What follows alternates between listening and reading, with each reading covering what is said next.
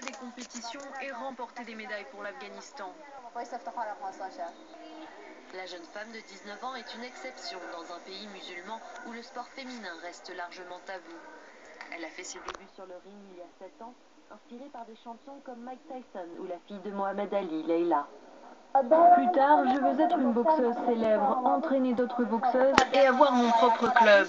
Mais vu que je n'ai pas accès à ce genre de choses en Afghanistan pour le moment, je veux juste être une bonne compétitrice. Sadaf a remporté plusieurs médailles de bronze lors de compétitions en Asie et rêve de participer aux Jeux Olympiques. Mais la fédération afghane de boxe ne compte que 20 femmes dans ses rangs et ses moyens sont rudimentaires. Si on encourageait ces filles, je vous garantis à 100% que Sadaf remporterait des médailles olympiques. Mais elles ne reçoivent aucun soutien. Si on leur trouve des gants, on ne leur trouve pas de bottes, et ainsi de suite.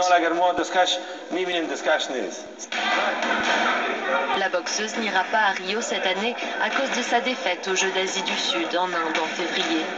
Mais elle compte bien continuer à se battre à la fois sur le ring et en dehors.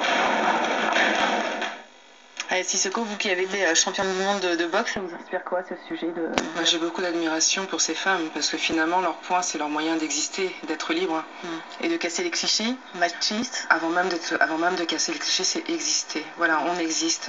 On existe. Ça me fait penser à une phrase que vous écrivez à la fin de votre livre. Vous dites que votre mère, ce qu'elle vous a transmis, elle vous a dit sois ce que tu dois être. Il n'y a que toi qui peux savoir ça. C'est un peu ce que vous avez retenu de ce qu'elle vous a transmis et c'est ce que vous voulez transmettre d'ailleurs à votre fille. Vous êtes devenue mère depuis 3 ans maintenant. Exactement. Non, mais c'est que cette femme à un moment donné a compris que ce pays, donc la France, nous offrait des nouvelles libertés à ses enfants, et donc elle me dit il n'y a que toi effectivement qui peut être ton ennemi et qui peut t'empêcher d'être ce que tu veux être.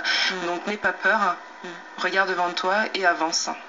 C'est le message que vous faites passer aussi, parce que vous m'avez dit tout à l'heure en préparant l'émission que vous interveniez souvent en ZEP. Est-ce que c'est le message que vous faites passer qu'à un moment donné les filles et les garçons, mais les filles ont le pouvoir de choisir leur destin? Oui, mais c'est surtout aussi qu'il y a la nécessité que ces enfants, les enfants issus de l'immigration se réapproprient leur histoire. Et c'est sur cette construction effectivement de l'identité qu'on peut faire les choix les plus pertinents. Oui, la transmission, l'identité. D'ailleurs, je vous cite, vous écrivez, Ma, donc votre mère, était une femme debout et libre, tout en gardant un savant équilibre entre les traditions des Pamana et les libertés offertes par son pays d'accueil. Est-ce que comment vous gérez cet équilibre, vous?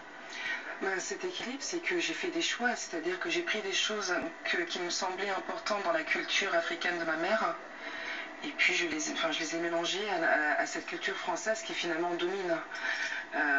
Et c'est ce qui fait aussi que je suis une femme debout malgré toutes les épreuves qui ont été les nôtres aujourd'hui. C'est ce dambé, cette dignité que m'a transmise ma mère qui fait que je garde la tête haute. La tête haute, et ce sera d'ailleurs le mot de la fin. Merci beaucoup Aya Sissoko d'avoir été